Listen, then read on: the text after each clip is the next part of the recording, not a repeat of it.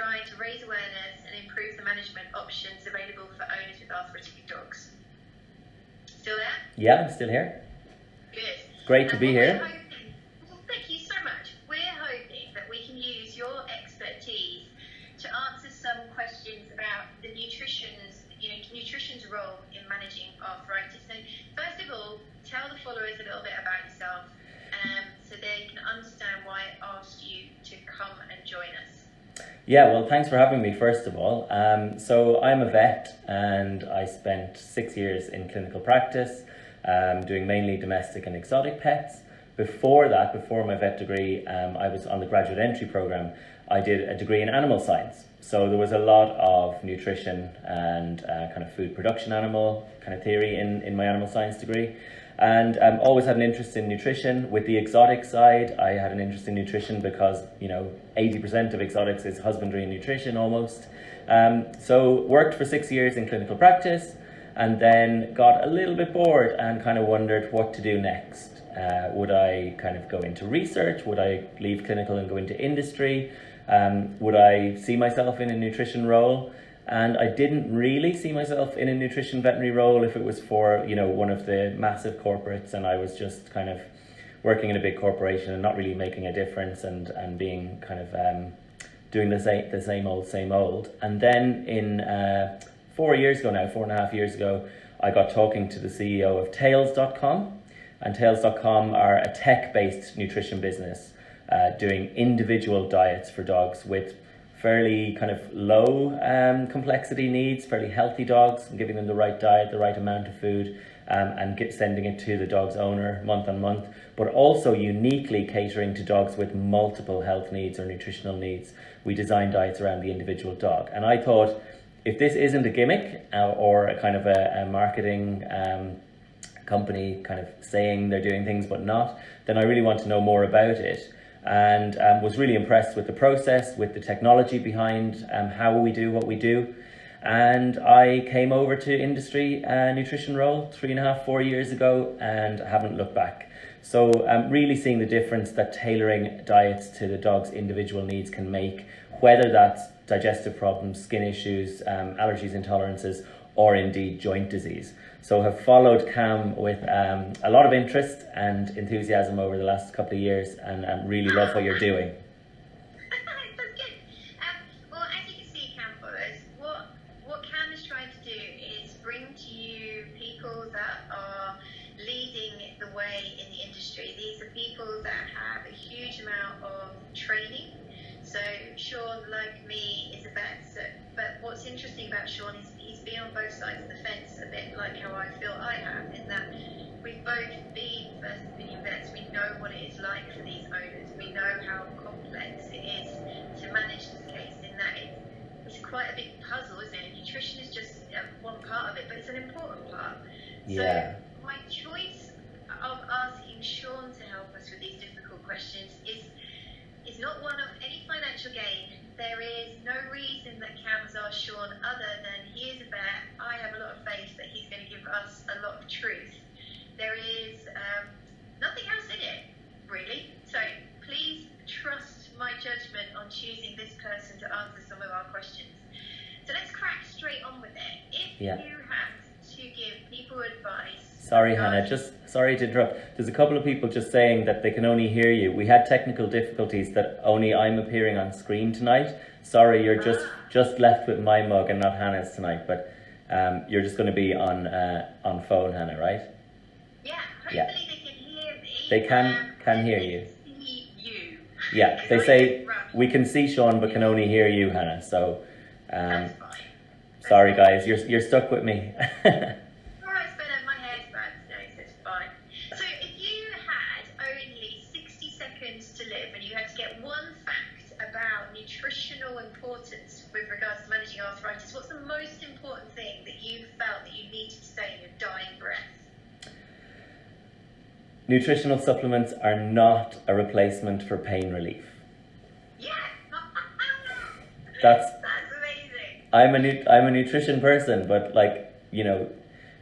Metacam is better than turmeric for dogs in chronic pain. Let's put it out there. Okay. So,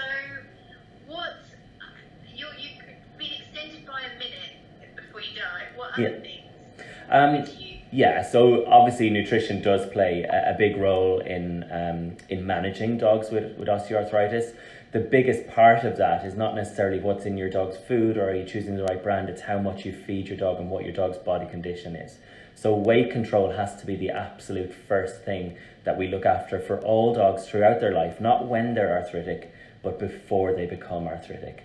If we have excess kilos on a dog's putting excess pressure on their joints, we're going to exacerbate everything to do with the inflammatory pathway. We're going to exacerbate all of the things that feed into a quality of life assessment and potentially limit that dog's lifespan. So the first thing, or the most important thing, getting away from the kind of humorous nutritional supplements side, is weight control is the most important part of how you feed your dog and how much you feed your dog throughout its life. And what kind of things would you say are a imperative for the owners to understand? In that, my first protocol is talking to them about body condition scoring. I like using that because people can do it at home. Not many people have access to weighing scales. Using those tape measures can be very fiddly. What kind of advice do you give, considering you've been in first opinion as well? Absolutely. It's not a numbers game. I often, despair when people say, oh, my dog's 34 kilos. Well, what does that mean for your dog? Every dog is different. So I think absolutely body condition scoring, teaching people in a really supportive and educational way how to use body condition scoring on a regular basis is kind of fundamental. And then they're going to notice when their dog's weight is creeping up a little bit and know that they have to kind of get back on track and get out of bad habits maybe. So the numbers on the scales really are not that valuable a tool. It's a good way of tracking, one data point over time. But, older dogs losing, muscle mass and things like that. Body composition is really, really important as well as the number on the scale. So I think body condition score tool is something that we should all be trying to teach dog owners. Certainly I do when I'm talking to dog owners about weight. It's one of the fundamental things we can kit owners out with in terms of a tool that they can manage their dog's weight themselves and not be reliant on bringing the dog into the vet to go on the scales if their dog's too big, for example. Do you have a preference of the scale out of 5 or the scale out of 9? Because I know some owners go onto Google, and what I'll do is I'll do a link for you guys. But I know some of you have gone onto Google and you've been confused because there are 2. I prefer 9. I feel I get more information to my owner that way. But do you have a preference? No, I think 9 is going to get more accurate data points if it's used correctly. But I think the difficulty in explaining the 9-point system to someone who's never done it before, it's more complex, it's more tricky, maybe it's too complicated and it's off-putting. So I actually do like the 5-point scale because your dog's either ideal, slightly over, very over, or slightly under, very under. And it's just easier, I think, to kind of, as an introductory concept, to say, right, look, let's do a 5-point system. Let's look at 3 key areas, ribs, belly and waist. Keep it very, very simple on that first kind of interaction. And that way you're more likely to get owners on board using the tool. So there's pros and cons, and maybe it's about assessing the owner's competence and ability to take that information and use it, or their willingness to take that information and use it. If someone's completely engaged and very capable of using the 9-point system, then absolutely it's going to give us better inputs. But the 5-point system, I think, may be a more simple way to give it as a first introduction. Yeah. Something else that I do that I've done for years and I find it's really helpful is I brief the owner and say, pretend this dog isn't yours. You've never seen it before. You don't know who it is. Yeah. And now look at it, because people get very emotionally involved about their dog's weight, and no one likes to be told that they've done something wrong or they have inadvertently been doing something that isn't for the best of their dog. So when they make those judgments, they quite often have a bias. They don't want to be truthful with themselves. So I really labour the point that they have to pretend they've never seen the dog before, it doesn't belong to them, and now be critical to be a bit more honest with themselves. That's a great tip. Yeah, I think there is such an element of guilt involved, and there was a survey, I think it was last year, maybe early this year, about people going into vet clinics and feeling like they were going to be judged. Like a massive majority of the people who were surveyed felt they were going to be judged about their pet's health or weight when they went into a vet clinic. And that's not the atmosphere we want to kind of foster. We want to be collaborative. We don't want to be combative. We don't want to be judgmental. And I think a lot of the messages we put out around weight control or giving clients advice is quite kind of authoritarian or finger waggy, or can be perceived as judgmental. And I think we need to try and get away from that. So that's a great icebreaker that you've just mentioned. You know, say, okay, if you step outside this, if you saw this dog walking down the street, your dog walking down the street, you've never seen him before, what would you think about him or her? It's a really good way. Just a little bit of commentary coming in. I know you can't see it. One person said just finding it a little hard to hear you. So I've just moved. Shout. Yeah, just if you try and shout, and I've moved the laptop a little bit closer, so hopefully that helps. Someone else said it's hard to assess a chow with a huge coat. Well, that's the importance of getting hands-on. That's why body condition scoring is so good, because it's asking the owner to get their hands on and really assess, you know, what the ribs are feeling like underneath that coat.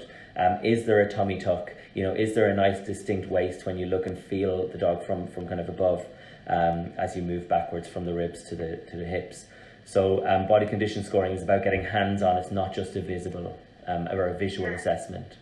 Another little tip that I do, and it works lovely, especially with the older generation that I'm trying to help with their weight loss, is I grab their hand and I ask them to make a little fist, and I run their finger across their knuckles and say, this is what I'm trying to get you to feel.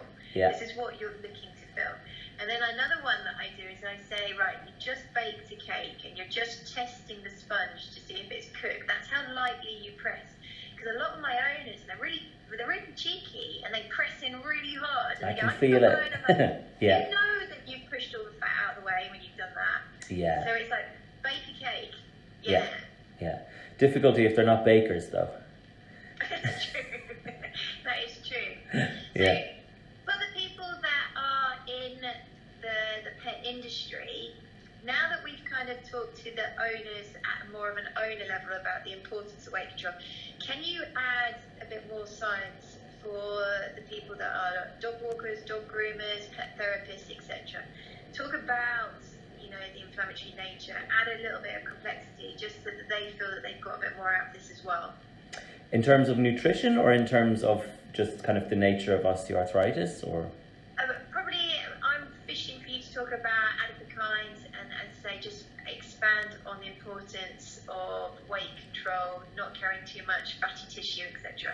Yeah, so my inflammatory mediator knowledge is a little bit rusty. I'm not a molecular kind of you don't need to go that far. physiologist anymore. But yeah, so what's happening in the inflamed joint is you're getting a lot of chemicals released that are inflammatory mediators, and you're getting pain receptors are kind of upregulated, so the body is feeding back from that joint, from that diseased joint, pain to the brain. And the brain is trying to cope with that, and the dog is feeling discomfort from that.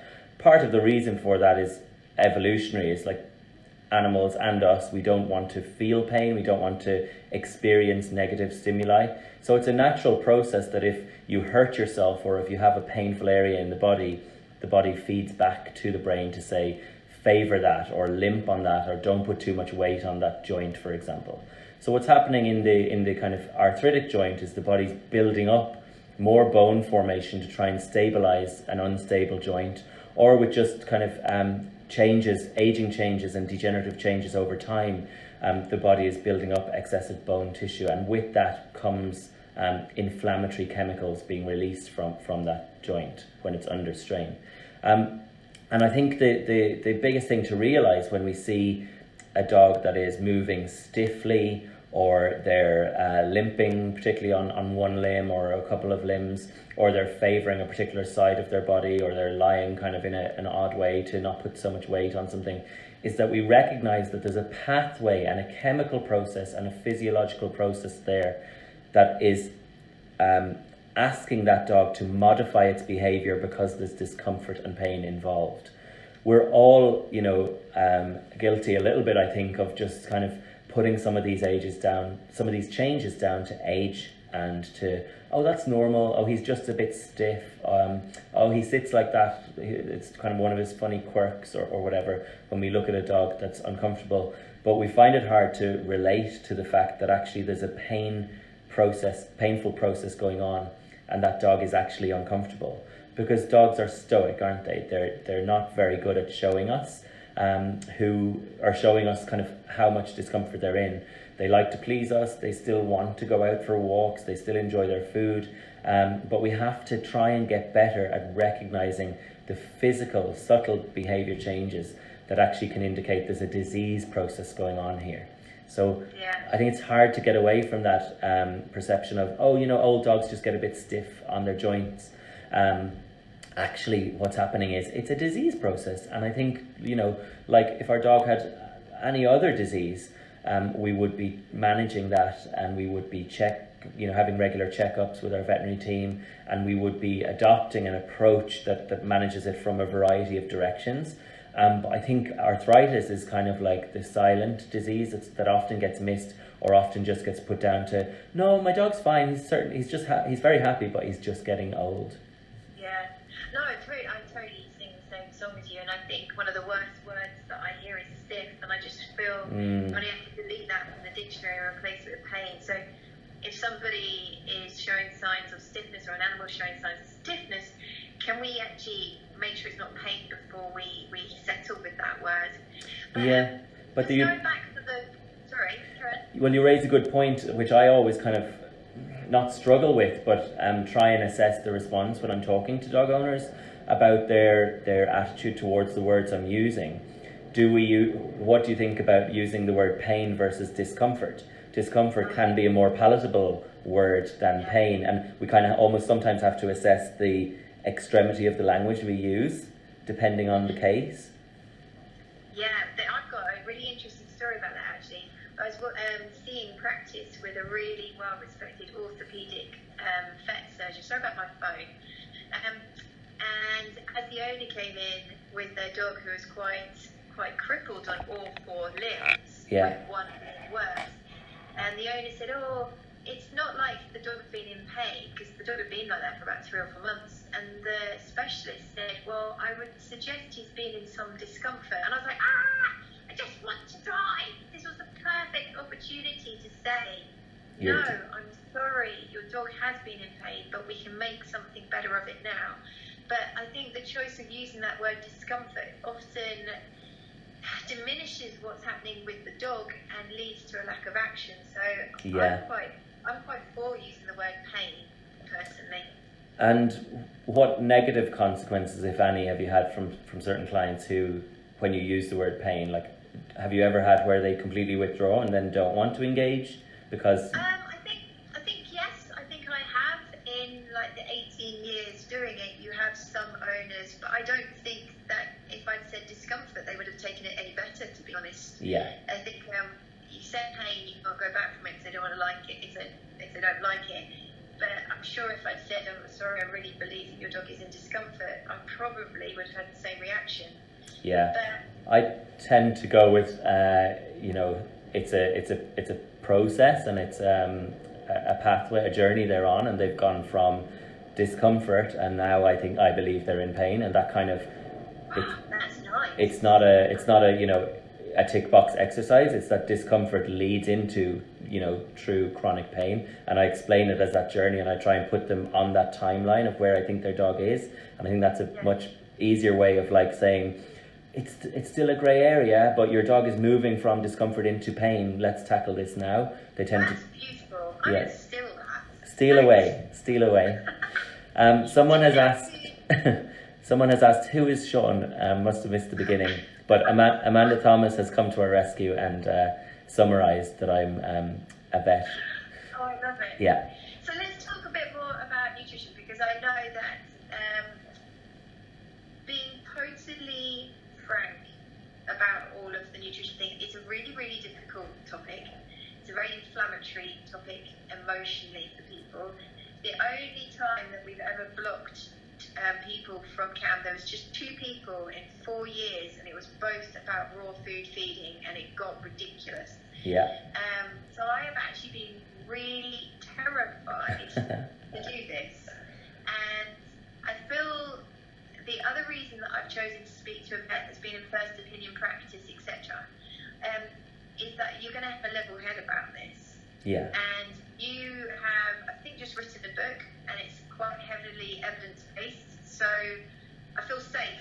So let's do this. Yeah, okay? no problem. I've also done a webinar for the Webinar Vet on raw feeding, and I'm not here to talk about the company I work for. That's not what it's about. There's no bias. I'm not here to sell, the brand that I work for. But I did a raw feeding webinar, which was an evidence-based review of the pros and cons of raw feeding. And it won most enjoyed webinar last year in the veterinary community. And of course, I was expecting a massive backlash from it because I know it's such a contentious topic. But I honestly wanted to review all of the evidence base for and against and talk about the evidence discrepancy, because raw feeding has only been around a limited amount of time, commercially at least, when you compare it to kind of cooked foods and processed foods. And yeah, I'm here to be unbiased. I'm here to talk about, this is my view on where we are in terms of evidence base, and I'm happy to talk about raw. I know it's contentious. There was a couple of people on that one that were just shouting without actually listening. So I'd ask anyone who's very passionate about it, let's listen, let's have a discussion. I'm totally open to questions. There's comments coming through. Hope to get a bit of civil discussion going. Yeah. Let's tackle it for say 10 minutes and Yeah. then put an end to it, because otherwise it spirals. Yeah. And then I also want to talk about grain-free. I want to talk about a couple of the upcoming supplements, such as hemp being in food now. Yeah. I want you to disperse some of the myths about that. So let's just do raw for say 10 minutes. Yeah, just before we do, there's some questions coming through. Can you keep them coming through and we'll come back to them? Someone's asking about omega-3 and 6. Someone's talking about a case of hip dysplasia. We're not going to forget them, so do keep the questions coming in, and I guess we'll take a break or answer them at the end or something, will we? Yeah.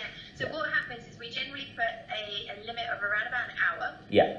People can add questions, and then we can either do them via text afterwards, or I invite you back and I pin you down again. Okay. Yeah, but we'll hopefully answer a few at the end. So yeah, just keep them coming. But yeah, let's start on raw then. Where did you kind of summarize your findings? You've got 10 minutes to just kind of put people's minds at rest, because I know that there's a lot of followers who just want to do the best for their dog, and they feel guilty if they choose not to raw or not to home cook. I have a very busy life. I don't have the time to do that, and sometimes I feel, am I a bad owner because I'm not willing to give up all the time and energy to do that? But no, I'm actually quite happy on the food that Luna's on. But help people have a balanced view of this. Go for it. Okay, so the first thing I'm going to say is that I really despair and dislike the fact that it's become this them versus us, or kind of guilt factor, or you're doing it right and I'm doing it wrong debate, because raw can work for one individual dog and not for another, just as cooked food and kibble, or whatever you want to call it, if you want to call it processed food, can work for one versus another. So raw is not the amazing miracle elixir that a lot of people pretend it is. It might work for your dog, that's great. The benefits that you've found from raw feeding your dog may not be exclusively to do with the fact that it's on a raw diet. It may be the fact that you've simplified your dog's ingredient list and diet down to 6 ingredients, and your dog had issues with some of the other 27 ingredients you used to feed. So let's first of all say that some of the benefits put out by raw or cooked are not exclusive to one style or another of feeding. Let's also say that what works for one dog doesn't work for another. So yes, there's great anecdotes and stories about I've tried loads and loads of different kibble foods and only raw worked. Cool, that works for your dog.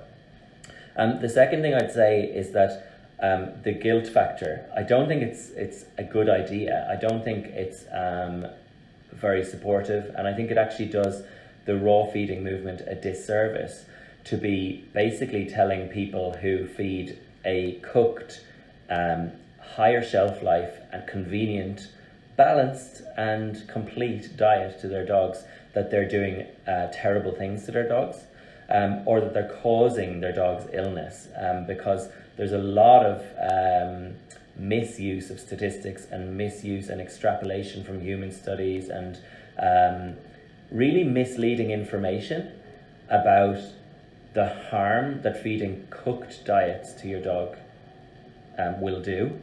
And I think that's the third thing, is the distinction here of like what is raw versus what is processed or cooked or kibble.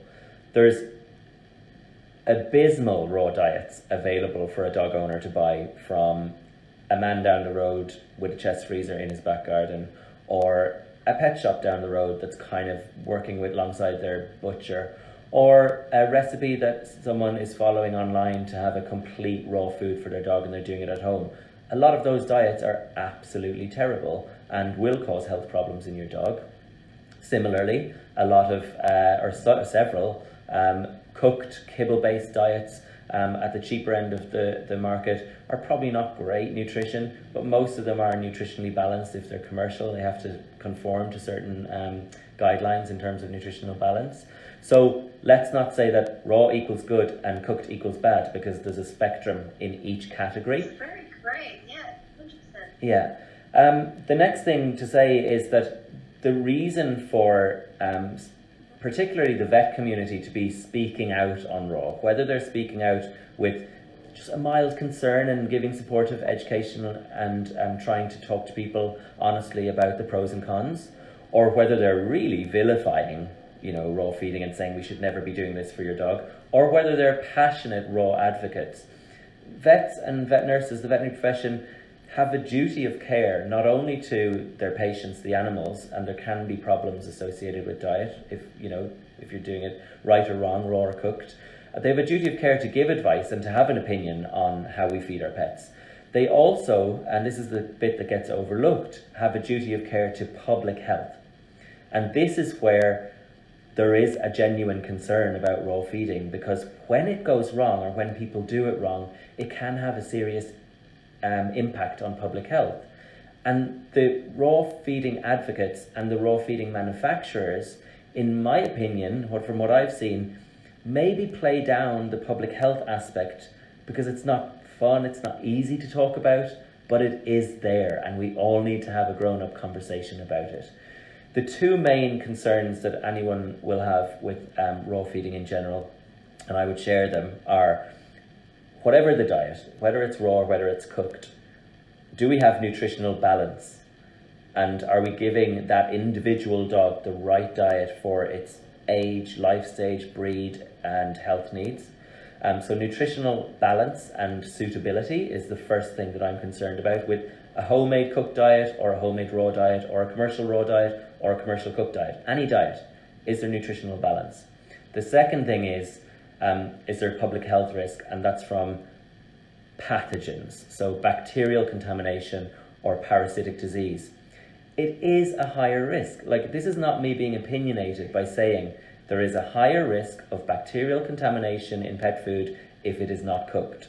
We're all adults, we all prepare food in the home. Most of us have prepared raw meat at some point in time, and most of us know that raw meat, just through its very nature, is going to be contaminated with certain bacteria. When we talk about raw meat that's ending up in the pet food chain, the chances of it being contaminated with higher levels of bacteria than the human food chain and pathogenic bacteria to humans is higher, because we're taking that material off the human food chain and it's taking longer to process it into raw pet food. And processed, that brings me to another point, processed is not exclusive to cooked kibble food. Raw food is processed too. It's harvested, it's taken off the animal, it's blended, it's mixed, it's homogenized into a product that's meant to be nutritionally balanced and complete. It's put into cold storage, it's maybe frozen, it's transported. All of that is processing too. But the longer that process is in a raw food form, and the less detail there is paid to the hurdle concept of like cold storage and freezing and not letting that food hang around and the bacteria to proliferate, the more hazardous potentially it can be down at the user end. So let's say, and let's all admit, there is a higher risk of bacterial contamination and proliferation on raw food than there is on cooked food. So that's one of the reasons people decide, I'm just going to go with cooked food. It's got a higher shelf life, it's more convenient for me, my lifestyle's busy, I can't do home cooked, I can't be defrosting raw all the time. But I'm going to choose a nutritionally balanced, complete food that's hopefully been designed by qualified animal nutritionists And that's fine, and we should not be judging people for making that decision in their lives. They're not doing their dog harm. We'll get on to that later. I love that. I think that's a real takeover, and that's what I try to make sure that these Facebook Lives give people, some of these tangible take-homes. We've got a take-home that weight control is really important. We've got a take-home immediately that says that you're not a bad owner for choosing not to have a complicated feeding arrangement with your dog, because at present, as far as I'm concerned, there is absolutely no evidence to suggest that, you know, creating these homemade, heavily on the raw side diets offers superior nutrition and superior clinical benefits. Or am I wrong? You're not wrong, no. So I spent hours and hours and days researching all of the current body of evidence that's out there, because I wanted to give an unbiased webinar about raw feeding. What are the pros and cons? And the evidence base is imbalanced. So that's a disadvantage for raw advocates, because they're not sitting on decades and decades of nutritional research of how to provide a balanced diet to dogs and cats that is optimal nutrition for every life stage and every kind of health need over time. And we have decades and decades of that research by using cooked foods. We've also worked out by all of that research, which has been done largely by pet food companies, because they're interested in providing optimal nutrition to pets, because they want their customer and end user to be happy and live a long time. That's a mark of success.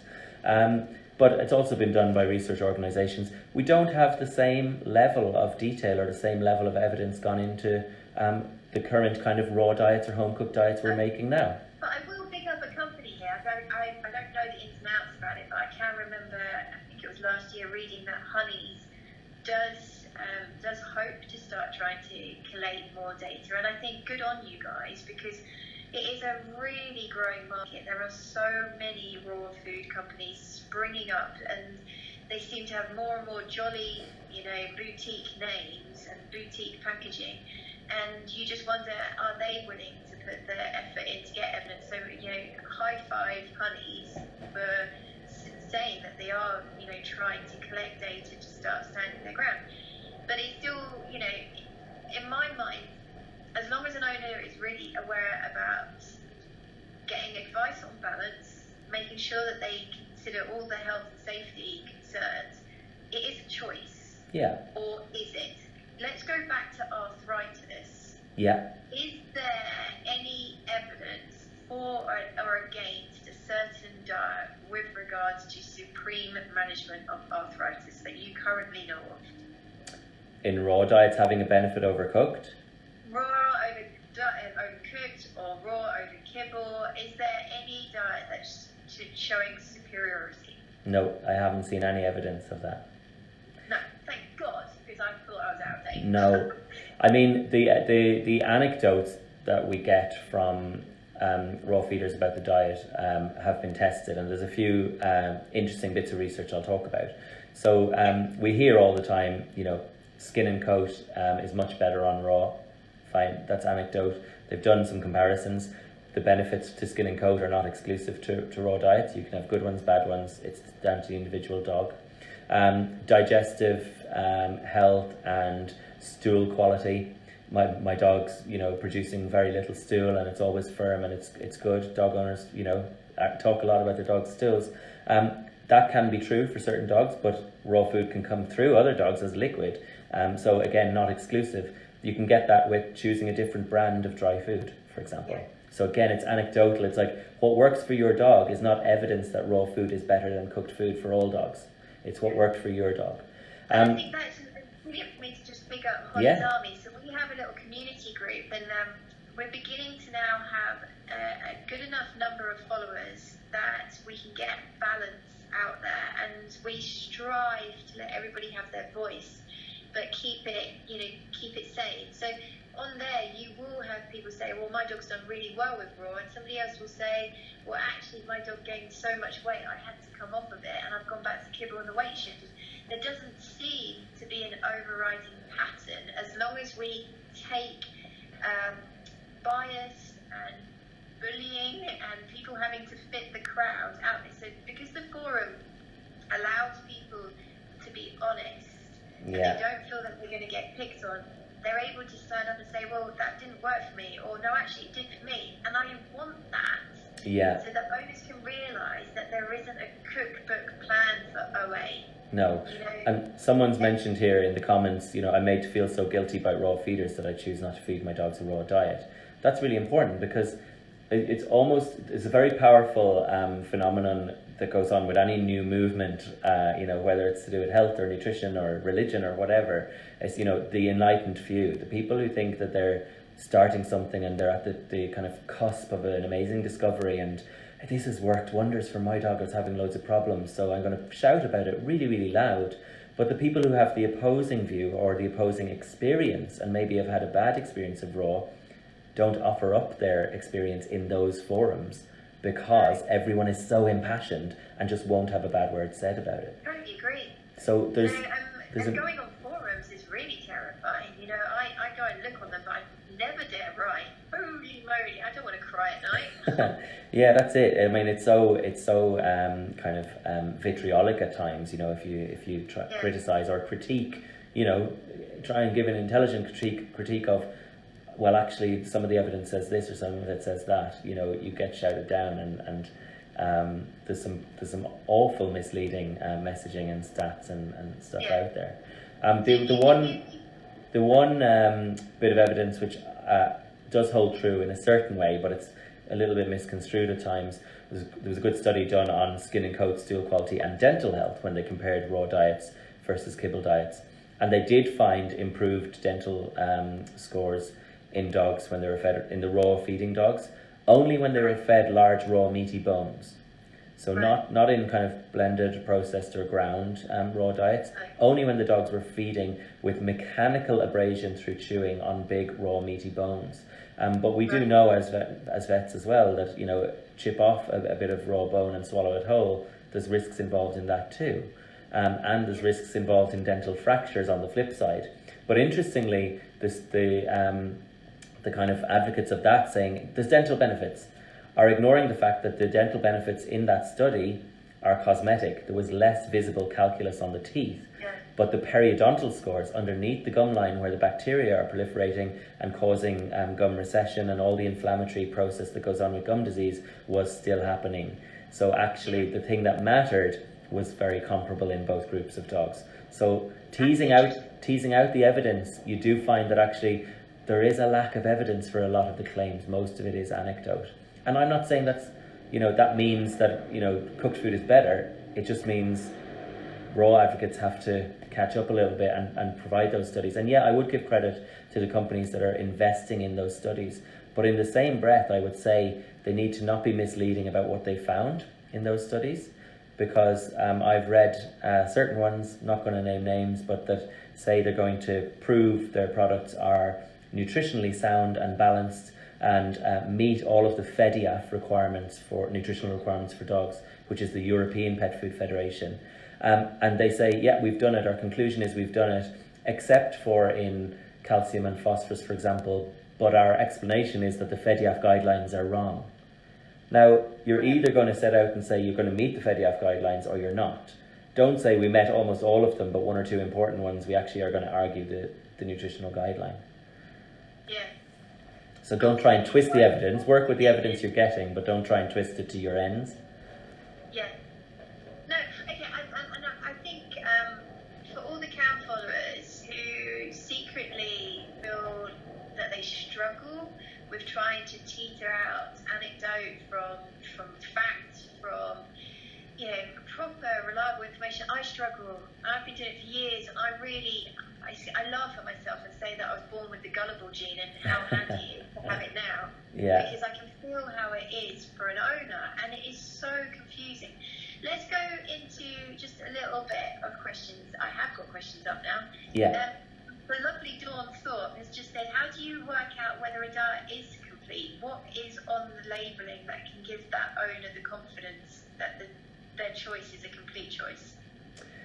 First of all, it's not even about the label. I think it's about the company, the reputation, the expertise that are in that company and what they put out there about their food. So you need to verify that that food has been formulated by a qualified animal nutritionist. It's not just, kind of brand new company saying... How do you do that though? Get in contact with them. Ask them to prove themselves. List either on their website, they should be listing who's involved and what kind of expertise is involved. It's so difficult though. There's a very famous supplement company that have got a board of vets that have worked tirelessly, and when you ask them who the vets are, like, oh, we can't tell you. You're like, really? Okay. Wow, that's interesting. Well, that would raise a question mark for me. I think people should be quite open and transparent about what goes into their food, how it's formulated, are they backing it up with research and things. I mean, just a little, it's not a plug, it's just an example, tails.com. We're 5-6 years old. We don't have the acres and bodies of research as some of the big guys have, but we do have a PhD animal nutritionist with lots of experience. We have a vet on the team full time, interested in nutrition, vet nurses, and we've trained our customer experience team in nutrition as well. We put that on our website, and we're very transparent about using the body of evidence that's already out there to make our food and to design our algorithm to select the diets for dogs. So, companies should be open about that. But on a label, we could have a whole another 2-hour kind of Facebook Live about label reading and things. Actually, I tell you who's Button Up Box Kiara said that she would do a webinar on looking at labelling, which great. Yes, I think we will take her up on that. I know Kira very well, yeah.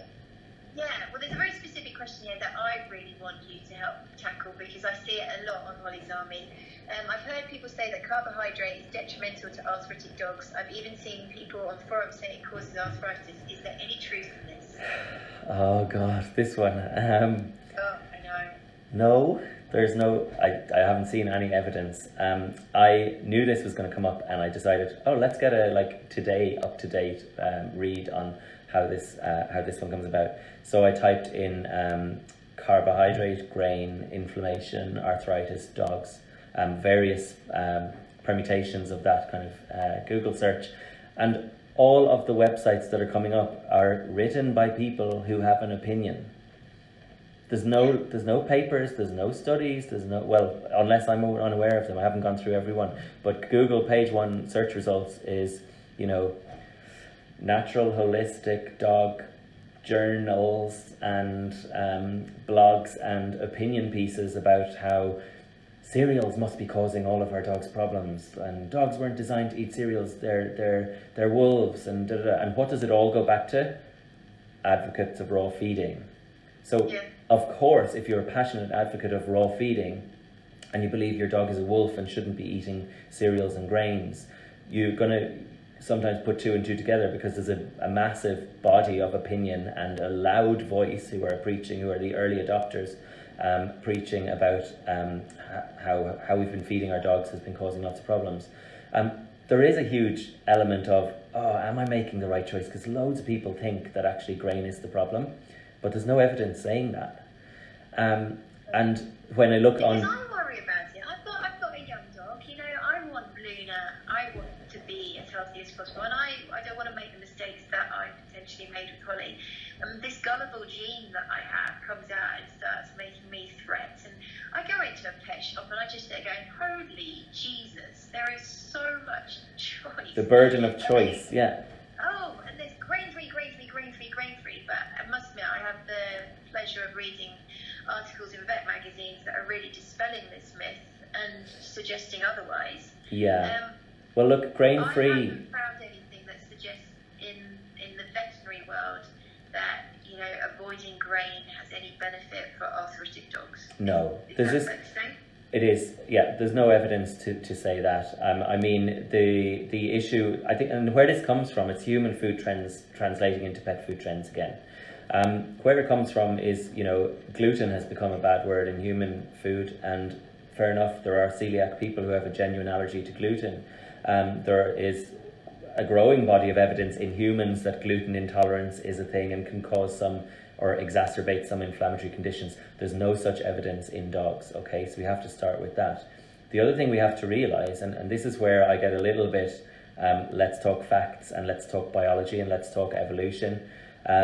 is that this whole wolf hypothesis, dog as wolf hypothesis, that we should be treating dogs, feeding dogs as close to a whole prey diet that they would eat in the wild, is so flawed, because dogs are not wolves. So when I did my undergrad in animal science, the definition of a species was 2 members of that species can mate and produce fertile young. And dogs and wolves can do that. But taxonomists and scientists now, and molecular kind of scientists and geneticists, are saying the species definition is much more blurred than that, because when we look at the genome, which we know about now, we didn't know about when I did my undergrad, we can see massive differences, genetic differences in what we previously considered species, to the extent that we can actually classify them as different. And one of the main things that separates dogs, domestic dogs, from wolves genetically, is their ability to digest plant starches. They've over 30 times the number of gene copies for digesting plant starches on one of their chromosomes. The definition of a dog and how dogs became domesticated is they started hanging around our settlements when we started to practice agriculture rather than being nomadic hunter-gatherers. And when we domesticated wheat and cereal crops and stayed in the same location, we did have an abundance of food, and we started to have food leftovers. We certainly weren't throwing whole carcasses or the leftovers of our prey that we spent a lot of time and effort and resource acquiring to dogs that were hanging around our settlements. We were just throwing out food and excrement in dumps, and dogs came in and fed on that. And the dogs that thrived and became our domestic dogs up to 40,000 years ago in various areas throughout the world were the dogs that developed the ability of being omnivorous, not carnivorous. So one of the distinctions between domestic dogs and wolves is that their natural diet contains cereals and plant starches. And a lot of these cereals and plant starches have benefit, Of course. People talk about them being fillers. So I'm trying to just keep us on the arthritis track. Yeah. I know that there are people who will go onto forums and they'll be persuaded to change their foods because they're inflammatory. And I want them to not feel awful, because I don't want, when I had Holly slowly leaving me over the last 2 years of her life, I did not need people telling me stuff that made me feel bad. And this is what this is about, is to try and help those people that want to go to bed at night and know that they've done everything that they can. This is to give you confidence that you don't need to be changing your foods. If your dog is comfortable, you've got a good weight, yeah. The dog enjoys its food, it has good stool quality, it's not heavily flatulent, it's got good coats, it's got good teeth, good breath. Don't worry, you're doing okay. Yeah, there's a thing of, if it's not broke, don't fix it. If your dog's doing well on something, don't feel guilted into it because someone's opinion is that, oh, well, if there's barley in it, that's causing your dog's inflammation. It's most likely that your dog's arthritis is causing your dog's inflammation. And it's probably the slippery floors. Yeah, exactly. There's so many other factors. So I'm not going to play down the role of nutrition, but I think people jump onto nutrition as this, as I said, elixir or cure-all, and there's actually far more complex factors that feed into your dog's management and quality of life than what you're feeding sometimes. It does have an impact, but people get carried away with it. And I think the last thing to say on that is people are very quick to jump to diet. Diet is causing disease in dogs. The big pet food industry is just like big pharma, anti-vax movement. Big pet food's just the same. It's causing illness in our dogs.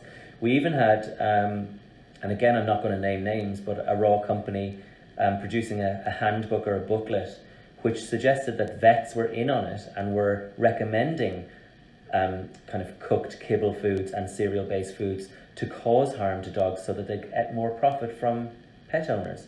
Now, that's the kind of thing that I think I'm out if that's your tactic to promote your product, because you're also making profit. You're not doing it for the good of the world or the good of dogs. Raw feeding is a big business. It's a big industry. Like, let's not pretend that big pet food industry is just the cooked guys and the raw feed guys are all the good ones. We're all making money from pet food. But to suggest as a fairly new raw brand that actually vets don't know much about nutrition and are recommending all of these age-old foods because they make pets ill is so counterproductive. Absolutely terrible messaging to your audience. You should be feeding them the truth, and you should be advocating in a positive way for the benefits of your food. You certainly shouldn't be cutting down the veterinary profession or the people who've built up a body of evidence about what dogs and cats need in their diet. I will be honest at this point. I know that my nutritional knowledge is not as strong as other areas, but I know that I'm the first person to get on a technical helpline to ask those questions, and that's something that I really do big up the companies that we choose to use, because they have always answered the phone calls and given me extremely valuable advice with regards to managing clinical conditions. But anyway, so let's keep going with the arthritis thing. Just one thing. Sorry.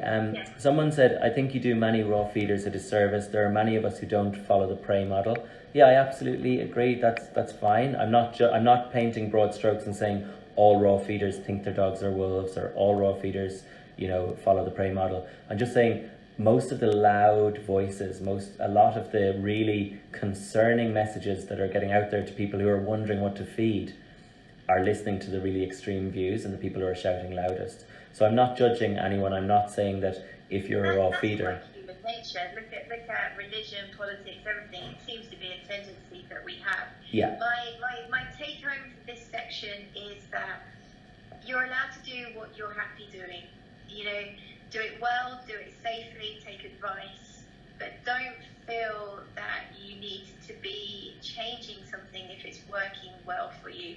And be kind to each other. Be kind to each other. Totally. Okay, let's move on. My last takeaway, sorry to interrupt, my last takeaway on that is if you're going to do raw feeding, I would highly recommend not to do DIY homemade, to try and choose one of the PFMA accredited raw food companies in the UK. I think there's 9 that are PFMA members, and that way you're less likely to get nutritional imbalances.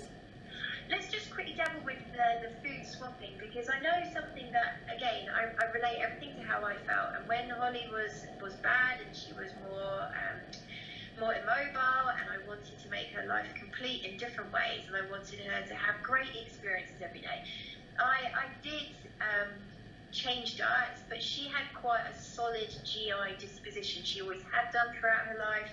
We never really had many hiccups. I was very lucky, and I seem to be lucky with Luna. But I would have a variety of foods. Is that something that I really should never suggest to anybody, or is there no evidence to say that's a bad thing? Variety of different brands, or like raw and cooked, or what do you mean by yeah, raw? We had some cooked every now and then. Every now and then I'd use a bit of raw, but obviously it'd be pretty damn fresh. Yeah. And she had kibble, so It's fine. It's the individual dog. Every dog is different. What works for one person doesn't work for another. So this them and us, you can't feed kibble with raw because it's digested at different rates. Well, maybe it's going to be harder to digest in the same meal, but you don't have to be one or the other. It's not a religion. Yeah. I agree. And I know that a lot of the stuff that I did was actually for my peace of mind as much as hers. She probably looked at me like, what the hell are you doing today? I was like, I feel good because I've done this, and she's happier. Because we're going to be short of time. Yeah. Firstly, I would love you to come back, but we've a lot to talk about. There's so much to talk about. It's insane. Let's pick another topic, and then we'll come back to the supplements next time, I think, because I know everybody wants to know about the turmerics and the devil's claws and the MSMs and all of this, and I think we should leave that for the next one. Can we just talk about senior diets? Sure. I think this is a very good, easy, clear message we can leave with this one, and then we're going to do the 10 top tips, where you do 10, I do 9, you do 8, I do 7, and they don't need to be about nutrition. They can be anything about managing arthritis from your experience as a vet. But senior diets, I know that I have read that you don't need to change into a senior diet if you're happy, because we now have a better kind of understanding that reducing the protein component, like we used to think was very protective, is not so now. Where are we at with this? Yeah, I think feeding your dog, again, this boils down to every dog is different, okay? So just, it's not a given that we can paint all dogs with the life pattern and the dietary needs, that they're going to go from early puppy to young adult to adult maintenance to senior, and that's the simple timeline of choosing your dog food. That doesn't work. Every dog is different. When it comes to the senior life stage, there are certain things that become more common. So obviously arthritis is one of those things. In most dogs, they'll get a degree of it. In some breeds, they're way more prone to it, or prone to it at an earlier age than other breeds. So I think, again, let's think about this on an individual basis, case-by-case basis. Even in terms of macronutrients, so you mentioned protein, we used to think that, if we give, senior dogs aren't growing so much, so their protein requirement is less, and also they're prone to renal disease and hepatic disease, so protein, feed them a low protein diet like we would in a prescription renal disease dog, that might have protective benefits. It doesn't. Most of the evidence points to the fact it doesn't. Some dogs that are older and are losing body condition, and certain breeds or types of dogs, sighthounds and things like that, might be more prone to losing muscle mass and losing condition. They might even have higher protein needs than other dogs of the same age, for example. So it's not a simple case of senior diet equals low protein, low phosphorus, blah, blah, blah, and joint supplements. It's case by case. So again, that's the way we do everything at Tails.com. It's case by case. It's is your dog maintaining appropriate muscle mass and appropriate weight? Do we need to adjust the calories and the calorie density of the food up and down, depending on whether we're in a calorie deficit or oversupply? Is your older dog's appetite reduced because they're uncomfortable or in pain, or because they have concurrent health conditions that are affecting them in terms of their appetite, in which case we really have to dial up the calorie density of the little amount of food we can put into them. So there's loads and loads of compounding factors here. There's no secret cure for this is a ultimate senior diet for all dogs. It's on a case-by-case basis. What I would say is that there is strong evidence of including joint support ingredients, whether that's just natural nutrients or whether it's supplements put into the diet. There is some evidence to say that starting those things in a kind of preemptive way can have some benefits to the long-term effect, but the studies are conflicting, and that's a whole other topic.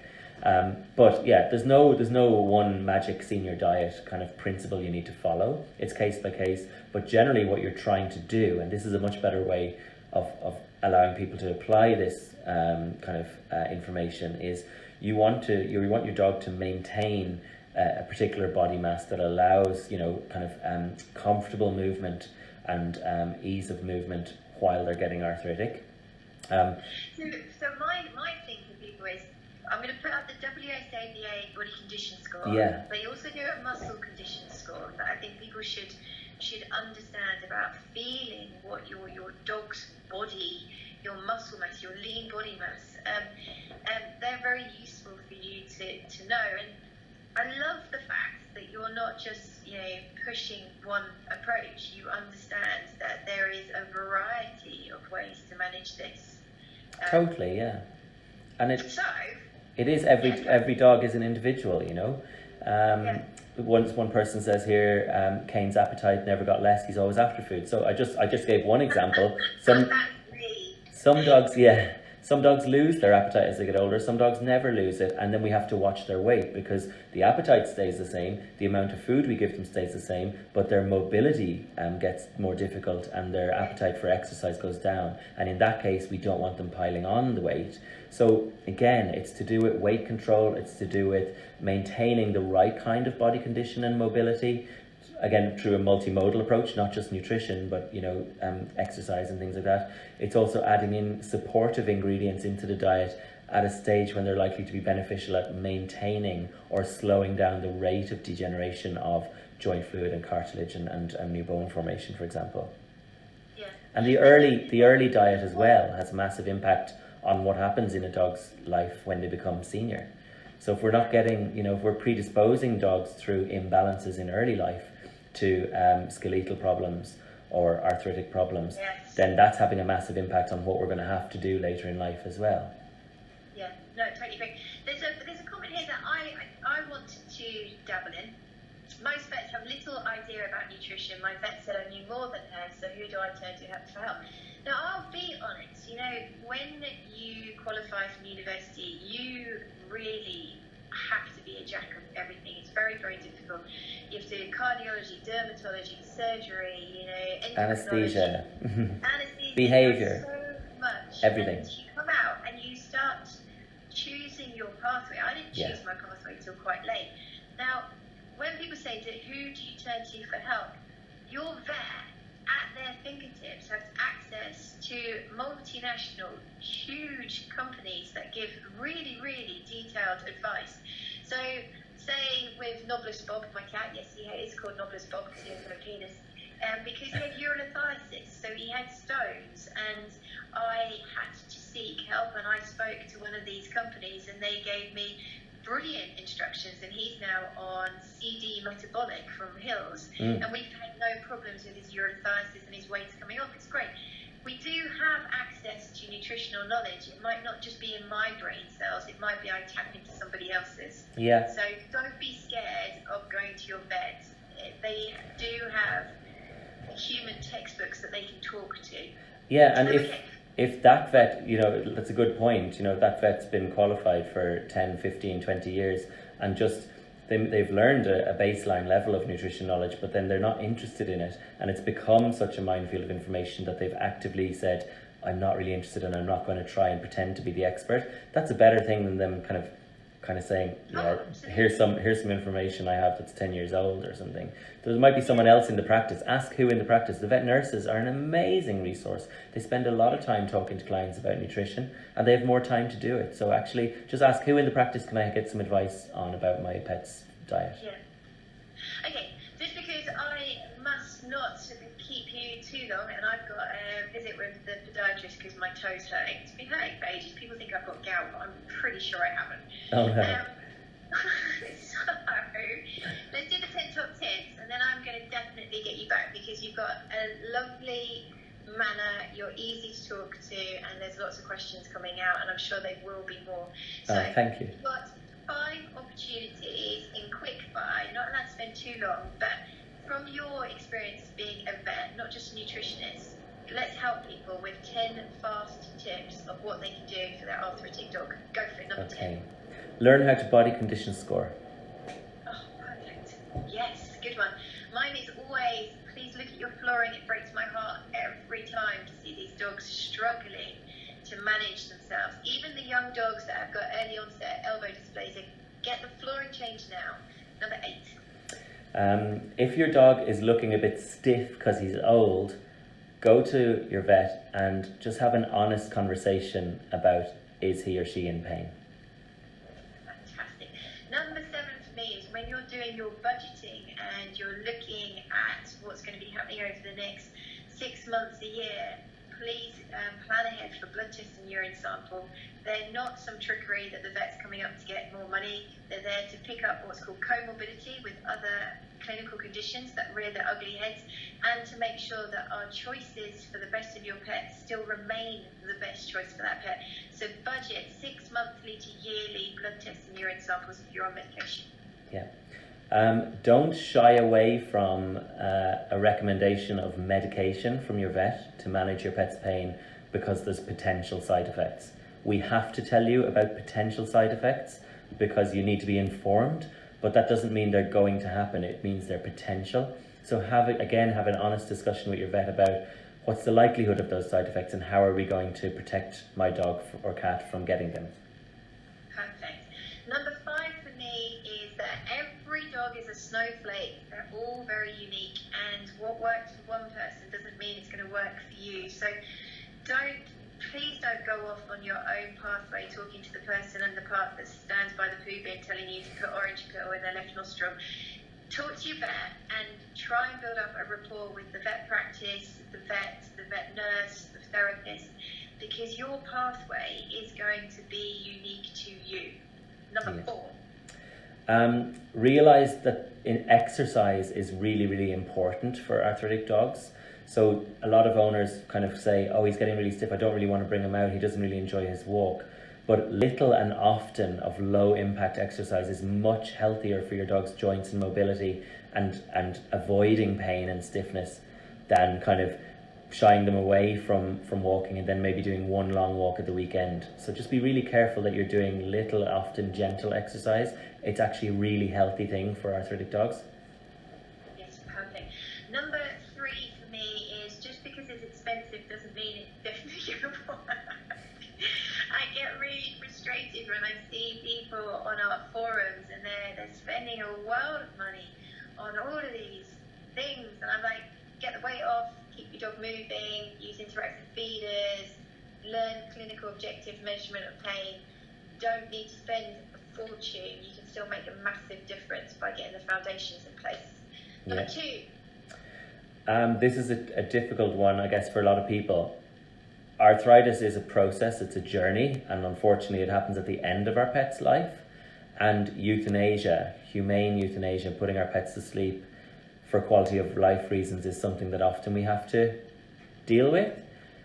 Try and have those discussions earlier. Don't be afraid of them. Talk to your vet about what does the end point look like.